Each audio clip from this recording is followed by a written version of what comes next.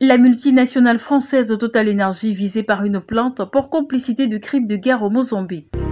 Mais alors, que s'est-il passé et de quoi Total Énergie est-elle accusée concrètement? Salut, c'est Epiphanie, j'espère que vous allez bien.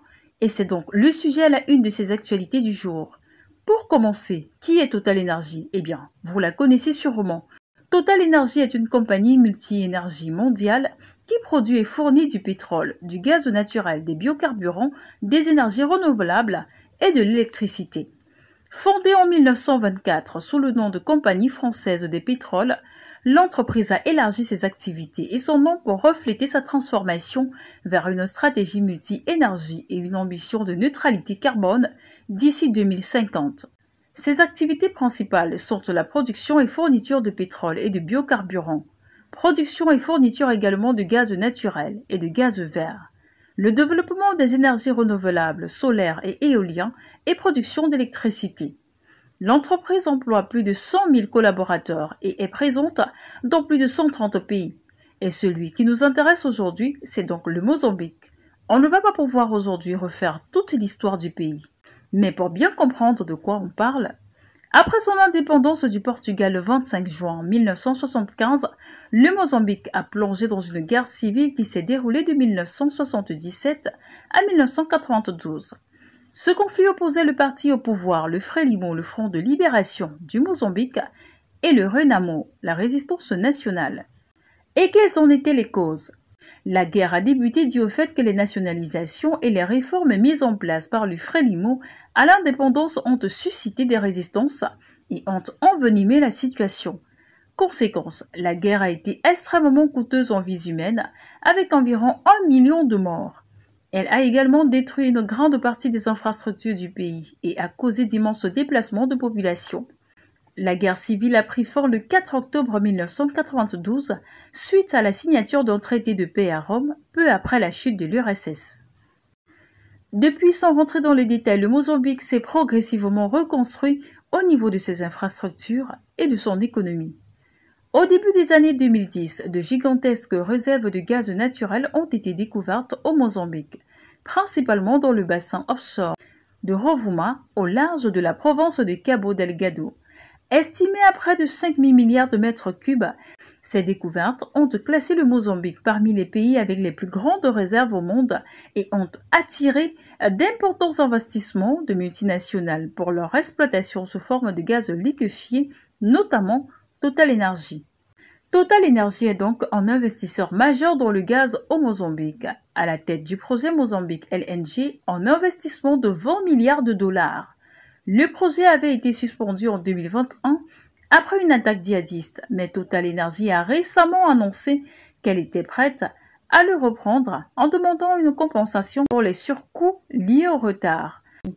En 2017, c'est le début du conflit armé dans la province de Cabo Delgado. Le conflit s'est intensifié, devenant une insurrection majeure. Il oppose le gouvernement mozambicain à des groupes djihadistes.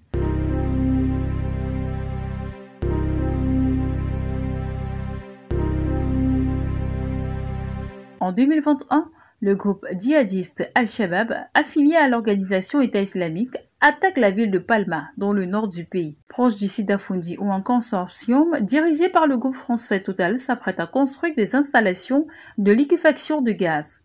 Plusieurs dizaines de civils, policiers et militaires sont tués et plus de 10 000 habitants fuient leur foyer. Depuis octobre 2017, les attaques de groupes armés dans cette province de Cabo Delgado ont déjà provoqué la mort de quelques 2600 personnes et le déplacement d'environ 670 000 autres.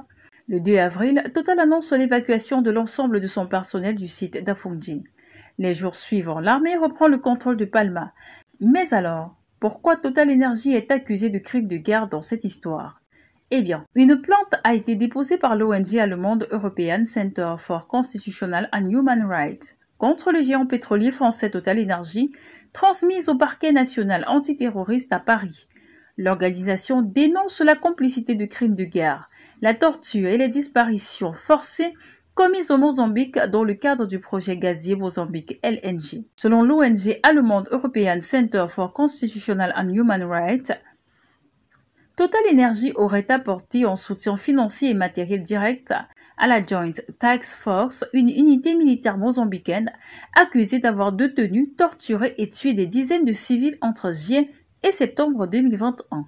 Ces atrocités se seraient produites après une attaque de djihadistes d'Al-Shabaab contre la ville de Palma, lorsque les habitants fuyant les combats auraient été enfermés dans des conteneurs métalliques situés à l'entrée du site gazier d'Afounji. L'ONG explique que l'entreprise française a conclu en 2020 un accord avec les autorités locales pour sécuriser le site face aux menaces djihadistes. Cet accord prévoyant notamment la fourniture de logements, de nourriture et de versement d'une prime individuelle aux membres de la task force, sous condition bien entendu de respect des droits humains. L'ONG estime que malgré ses engagements, Total Energy aurait été au courant des violations commises par l'unité et aurait continué à la financer et à la soutenir matériellement. Clara González, juriste de l'ONG, souligne que les documents internes de la société montrent que Total Energy suivait de près la situation sur le terrain et avait connaissance des abus. L'ONG considère donc que la responsabilité de la Major est engagée. En mars 2023, un rapport commandité par l'entreprise elle-même recommande de couper tout lien direct avec la task force afin de ne pas engager la responsabilité du consortium en cas de violation des droits humains. Total Energy conteste ces accusations, rappelant que ces opérations étaient suspendues depuis avril 2021 pour cas de force majeure, après l'attaque de Palma bien sûr. Néanmoins, l'entreprise a annoncé le 25 octobre sa volonté de relancer le projet Mozambique LNG sous réserve que l'État mozambicain prenne en charge les surcoûts liés au retard estimé à 4,5 milliards de dollars. La plainte déposée par Paris engage désormais le parquet national antiterroriste compétent pour enquêter sur les crimes internationaux à examiner le rôle de la société dans les exactions commises par la task force au Mozambique. Dans tous les cas, évidemment, on continuera à suivre l'évolution de la situation. Au passage, avant le passage aux actualités en bref, je tenais à vous remercier d'être de plus en plus nombreux à nous suivre et de partager nos vidéos pour davantage informer. À présent, je vous invite à écouter le reste de l'actualité importante du jour avec Fabrice. Et je vous reviens juste après. Merci Epiphanie. Bonjour à tous, on commence avec cette actu. Au Cameroun, le budget de l'État pour l'exercice 2025 a été révisé et adopté le 18 novembre à l'Assemblée nationale, portant l'enveloppe globale à 7 735,9 milliards de francs CFA, soit une hausse de 418,2 milliards par rapport au budget initial. Cette révision intervient dans un contexte de baisse marquée des recettes internes, notamment pétrolières, qui reculent de 93,3 milliards pour s'établir à 641,5 milliards de francs CFA, en raison du repli du baril et de la diminution de la production. Les nouvelles prévisions augmentent les dépenses publiques à 5 646,14 milliards de francs CFA, soit 82,8 milliards de plus que prévu. Le gouvernement ajoute notamment 50 milliards aux biens et services, 54 milliards aux investissements, avec un accent sur la Sodécoton et les voiries urbaines, et 11 milliards aux subventions.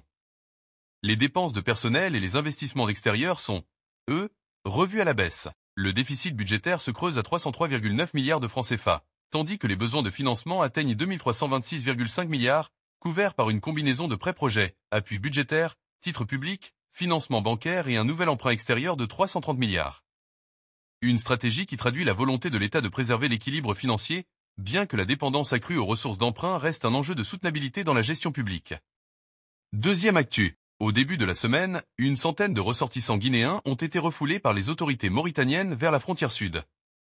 Un épisode de plus dans une série de tensions répétées autour des politiques migratoires du pays, devenu l'un des principaux corridors pour les candidats à l'exil vers l'Europe. Ces renvois forcés, souvent brutaux, soulèvent de vives réactions en Guinée et dans plusieurs pays ouest-africains, où l'exaspération face au traitement des migrants devient palpable. Située aux portes du Maghreb et de l'Europe, la Mauritanie occupe une position stratégique dans les routes migratoires. Ces dernières années, Nouakchott a renforcé ses accords sécuritaires avec l'Union européenne, intensifiant les contrôles et les opérations de refoulement. Pour les migrants, guinéens notamment, le passage en Mauritanie est devenu un parcours semé d'embûches.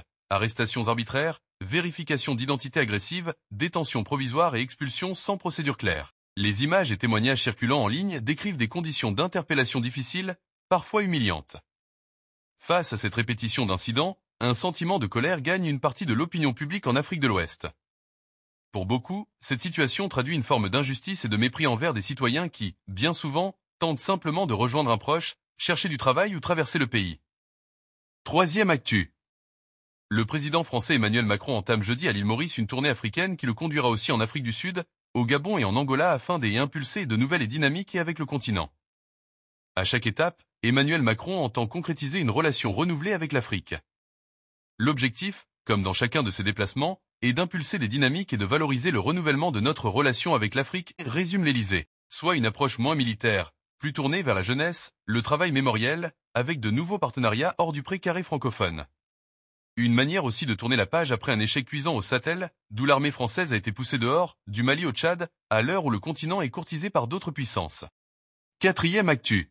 Les forces armées nigérianes poursuivent leurs opérations pour retrouver les 25 lycéennes enlevées dans l'état de Kebbi, au nord-ouest du pays, après l'attaque armée survenue dans la nuit du 16 au 17 novembre. Le directeur adjoint de l'établissement, Hassan Makuku, a tragiquement perdu la vie lors du raid. Aux États-Unis, l'affaire a suscité une vive réaction dans certains cercles conservateurs. Le membre de la Chambre des représentants Riley Moore a appelé à « prier » pour les jeunes filles, affirmant qu'il s'agissait d'un acte visant une zone chrétienne. Pourtant, les autorités locales confirment que les otages sont toutes musulmanes, révélant une émotion sélective et une lecture parfois biaisée de la situation par certains responsables américains. Et enfin, dernière actu, le secrétaire général de l'ONU, Antonio Guterres, a appelé, mardi 18 novembre, les États du Sahel à mettre de côté leurs différends pour faire face à l'explosion des attaques des groupes djihadistes dans cette région en proie à une crise humanitaire. Il est absolument essentiel que, malgré ces divergences, nous construisions une plateforme de coopération entre les services de renseignement et de sécurité des pays de la région, a-t-il déclaré en visioconférence face au Conseil de sécurité de l'ONU. Il a appelé à l'union, sur ce sujet, entre les pays de la CEDEAO, de l'Alliance des États du Sahel, AES, formée par les militaires souverainistes au pouvoir au Mali, au Niger et au Burkina Faso, ainsi que la Mauritanie, le Tchad et l'Algérie. Merci de votre attention. C'est un nouveau jour et une nouvelle grâce nous est accordée. Alors vivons chaque jour de la meilleure des manières. Je vous dis à demain pour une nouvelle vidéo, si Dieu le veut. Filet Radar, bien informer et faire découvrir.